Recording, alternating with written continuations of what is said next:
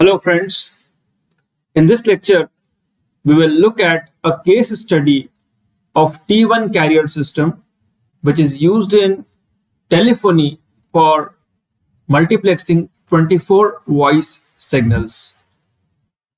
We'll look at it in the form of a problem. So the problem statement is as follows. The T1 carrier system used in digital telephony multiplexes 24 voice channels based on 8-bit PCM. Each voice signal is usually put through a low-pass filter with the cutoff frequency of about 3.4 kHz. The filtered voice signal is sampled at 8 kHz. In addition, a single bit is added at the end of the frame for the purpose of synchronization. Calculate the duration of each bit, the resultant transmission rate, and the minimum required transmission bandwidth or the Nyquist bandwidth. Look at this statement once again.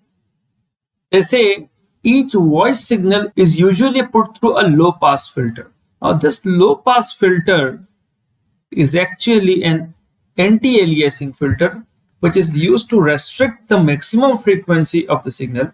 We know that the voice signals occupy a frequency range of 300 Hz to somewhere around 3.3 kHz or 3.4 kHz. So the use of a low pass filter before sampling ensures that no frequency component is beyond this limit 3.4 kHz, and with that the Nyquist rate, which is double the maximum frequency, is 6.8 kHz.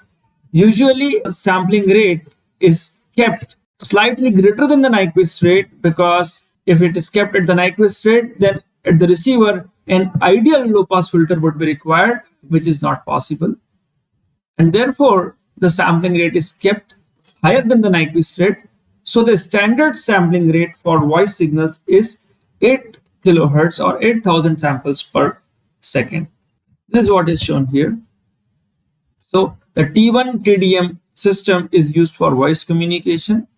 For voice signals, the frequency is limited to 3.4 kHz and it is ensured by the use of a low pass filter. The Nyquist rate is twice this maximum frequency, which is 6.8 kHz, and the Nyquist rate is the minimum rate at which the signal must be sampled. Usually the sampling rate is kept greater than the Nyquist rate, and as a standard the value is taken as 8000 samples per second. Now the quantization is done based on 8-bit PCM, and a Mueller quantizer is used with 256 quantization levels. 256 being 2 to the power 8, the number of bits used per sample is 8. So n equal to 8 bits per sample. So because 24 voice signals are multiplexed, the sampling rate, as already mentioned, is 8 kHz. So the sampling interval or sampling period is 1 by fs, which is 1 by 8000 or 125 microseconds.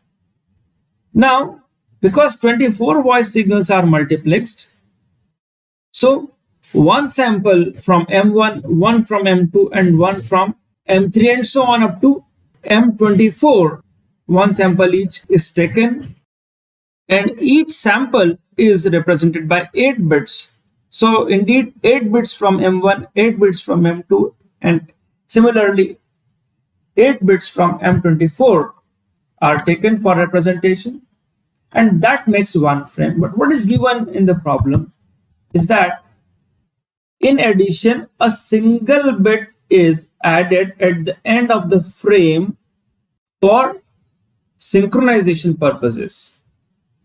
So that makes 8 bits from M1, 8 bits for M2, and so on, 8 bits for M24, and at the end one additional bit for synchronization. So 28 into 24, which is 192 bits for message signals, 24 message signals, and one extra bit for synchronization. That makes 193 bits per frame. So in a T1 system, one frame comprises 193 bits, and therefore the bit duration, the duration between two successive bits, is the sampling period 125 microseconds upon 193 bits in that duration. So the bit duration is 0.648 microseconds.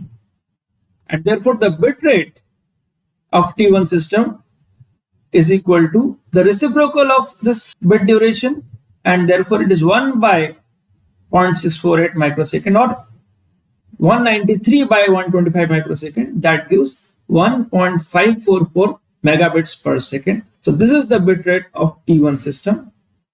And the channel bandwidth required, the Nyquist bandwidth, the minimum bandwidth required to support this rate is the bit rate by 2, which is 1.544 into 10 to the power 6 divided by 2, that is 772 kilohertz. So this is the bandwidth required for transmitting at a rate of 1.544 Mbps required for T1 telephony system. That's it for this problem and this lecture. Thank you very much.